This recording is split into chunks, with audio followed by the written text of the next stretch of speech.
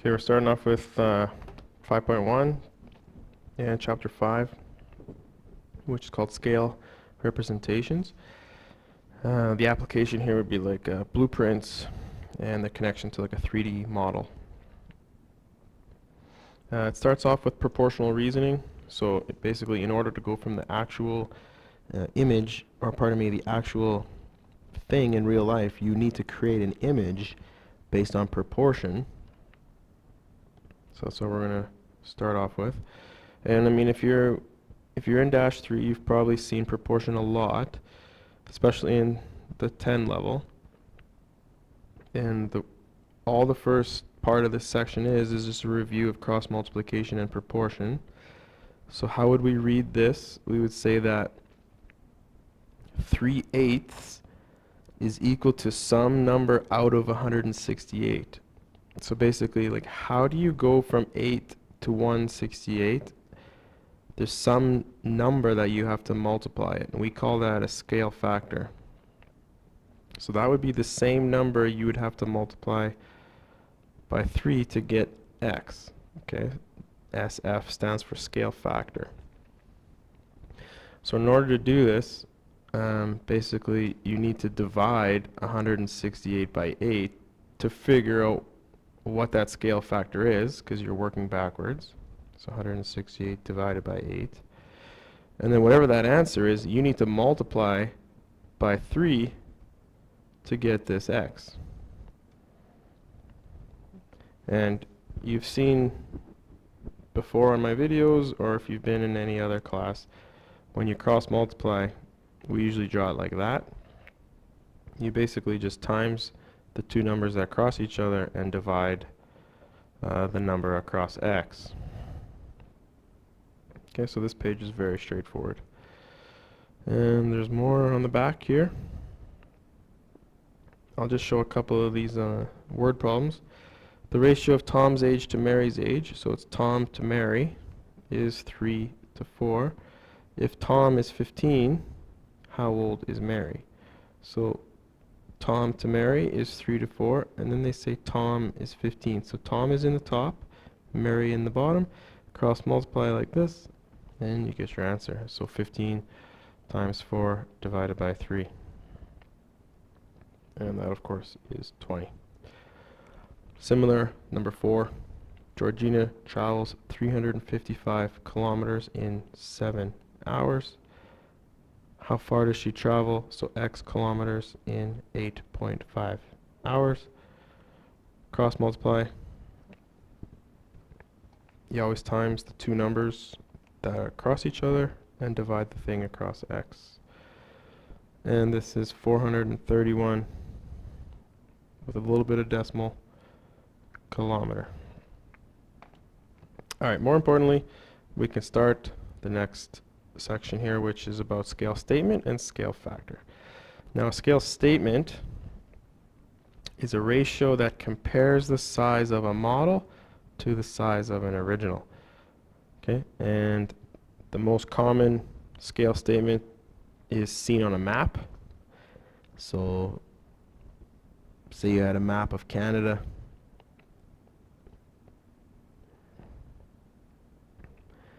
Okay, and then you'd probably have, like, in the bottom of the map, a little scale. And it tells you, like, maybe 100 kilometers equals 1 centimeter or something like this. This is scale statement. Okay, you always put the, in the ratio, you always put the model first and the original second. So right here, 3 to 5, this means that 3 units on the model represents 5 units on the original. And these formulas are actually on the next page, so you don't have to write them down quite yet. Now, a scale factor versus the statement. The scale factor is the number by which the measurements of one object must be multiplied by to give the measurements of another. And we'll talk about this on the next page. Okay, so if you look at this, 6 has become 3, so 6 times some scale factor is equal to 3. In order to solve for the scale factor, divide by 6. And you can see that the scale factor is 3/6 or 1/2. So the scale factor is 1/2. In order to go from 6 to 3, you have to multiply by 1/2. Some people are saying, well, why don't I just divide by 2? Well, you could, but typically with scale, we always just multiply. Okay? And this brings up an interesting point about scale factor. If your scale factor is bigger than 0, of course, if you multiply by 0, nothing, you're left with nothing. So it always has to be greater than 0. But if the scale factor is less than 1, you get a reduction. That's what happened here. The original object got smaller. It's similar in shape, but it has dimensions that are scaled down. Now, if your scale factor is bigger than 1, then you will get what's called an enlargement. And this is what's happening in this second example. And you got to be careful when you're doing these.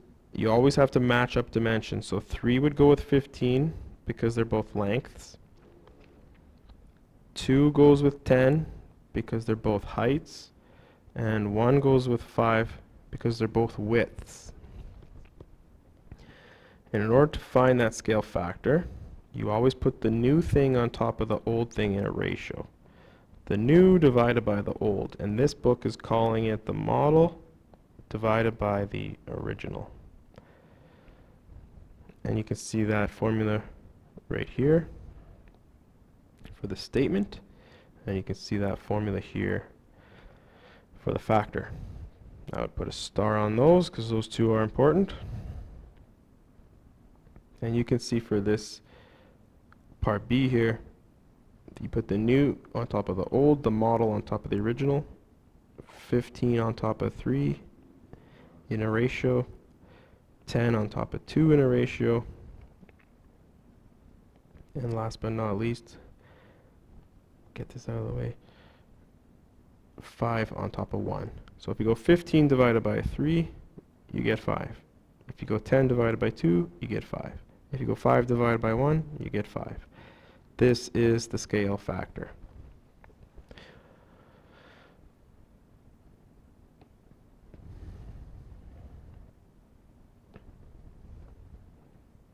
Alright, let's take a look at number 5 here. Distance between Vancouver and Winnipeg is 1,850 kilometers, so that would be an actual distance. The distance on the map is 3.7 centimeters, so this is the image.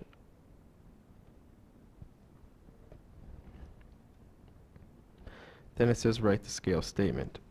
So the scale statement would be 3.7 centimeters, colon, for every 1,850 kilometers. Notice that there's different units, and that's okay with scale statement. Different units, okay. Now the scale factor, on the other hand, it is not okay to have different units. So what we have to do is change one of these values into the other. So we know that for every 100 centimeters, oh, that's the wrong conversion. Let me start over. Let's go with the number line, metric number line, kilometer, hectometer, decameter, meter, decimeter, centimeter, millimeter. So to go from centimeter to kilometer, that's 5 jumps on the metric number line. So I'll have to move the decimal 5 times. So 5 jumps on the metric number line. Centimeter to kilometer, the unit's getting bigger, so my number should get smaller. So I got to divide by 10. Whoops. I got to divide by 10 5 times to switch centimeters to kilometers. So that would just essentially mean 5 decimal moves. So 1, 2, 3, 4, 5. Put the decimal right there. Now when I go to do my scale factor, which is the model divided by the original, I get 0.000037 divided by 1850. Now when you go to put this in your calculator, it's going to be difficult because that's just way too small of a ratio. Like my calculator is saying 2 times 10 to the minus 7. Okay. What's important to note though is that this was kilometers, and those have now canceled because scale factor is just a number. Okay. So you need the same units. Same units for scale factor. Okay, photograph of a strand of human hair shows the hair magnified by a factor of 200. So scale factor equals 200. It says write a scale statement for the photograph. Well, scale factor, if it's 200, that means there's a little 1 underneath. Any integer can be written divided by 1. It means the same thing. So the statement here would be 200 to 1. Now, if the photograph shows the hair is 2 centimeters wide, what is the actual width of the hair? So remember, this is the model, and this is the original. And what this ratio does for you is it guides any future calculations. So it's a guide. So 200 to 1. Remember, models on top. So let's figure out what did they give us? The photograph. So the photograph is the model, and then it says what is the actual? So that's the actual hair. So that's the original. That's unknown at this point. And now we can cross multiply to see what x is. So 2 times 1 divided by 200, you get 0.01 centimeters.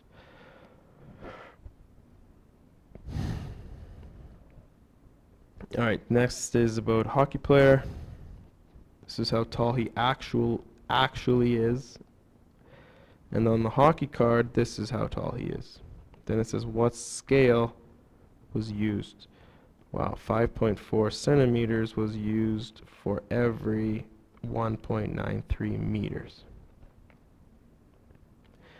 So it didn't ask for a scale factor, it didn't ask for a scale statement. That's clearly the scale that they used. You could reduce that to a different fraction maybe, but to be honest, it doesn't really matter.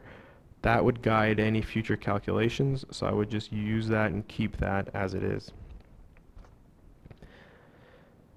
Alright, moving along. Okay, number 8. These are the types of questions that you're going to see on your multiple choice part of your test. So be careful with what it says. It says, in a picture, a man measures 2.3. So I would just jot down model because it said picture. Then it says his actual height, 1.78. So there's original, and you can go, remember it's model over original, 2.3 centimeters for every 1.78 meters. And there's your guiding ratio right there. Then it says he's standing by a flagpole that measures 7.6 in the picture. So centimeters goes up top. See centimeters and centimeters. If you write the units, it stays organized. What is the actual length in meters? So this will be x meters, just like this.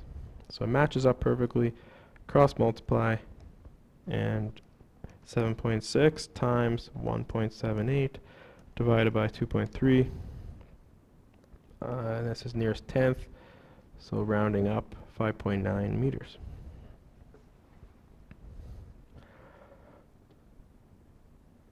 Okay, beluga whale, actually 4.2 meters long, so I'll just highlight that. Represented in a children's book, says measure the drawing, so take out your ruler. Just gotta resize this ruler. Put it up to the beluga whale, and let's take a look. the 0 right on his tip of his face there. And looks like it's going to about right there. 2.9 centimeters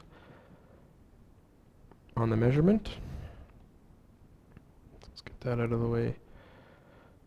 So scale statement would be 2.9 centimeters for every 4.2 meters. It says an alligator is drawn at the same scale. In the drawing, it is 5.9 centimeters. So this is where we can use our guiding ratio from above. Put in the 5.9 centimeters in the appropriate position. Solve for x meters. That's the actual length of the alligator. 5.9 times 4.2 dividing 2.9. Here we got 8.5 meters for the alligator. Then it says how tall will an ostrich be if it's 1.9 meters. So exact same ratio will guide this. This time they gave us the meters and they want us to solve for the centimeters. So this time the x is in the top. Cross multiply 1.9 times 2.9 divided by 4.2. And here we got 1.3 centimeters for the ostrich in the picture. Okay, so this time they're giving us scale 12.5 to 1. Now it says the actual size of a mite that is drawn. What is the actual size? So actual is in the bottom. So it's saying what is the actual? They gave us what was drawn. So that's the model that goes in top. Cross multiply.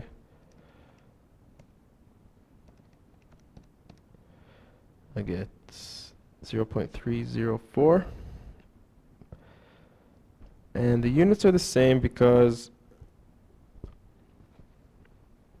they haven't decided what the unit was in the scale statement. So if in the scale statement there's no mention of units, the units will just stay the same. Okay, continuing on, there's the guiding ratio, 12.5 to 1. The cat is about 30 centimeters tall. How tall would it be drawn in? So if you're drawing it, that's the model. So that's the unknown, and it's actually 30 centimeters tall. So it would be 375 centimeters in the picture. So this is an enlargement, obviously. Not going to have a cat that's 3 meters long. Okay, and the reason you know it's an enlargement is if you take a look at the scale, the first number is bigger than the second number. Okay, so if the first number is bigger than the second number, it's going to get enlarged. If the first number is smaller than the second number, it's going to be reduced. Now, do you think it is useful to use the same scale to draw both the mite and the cat? I would say yes. You know, it would keep the picture or whatever it is consistent, i.e.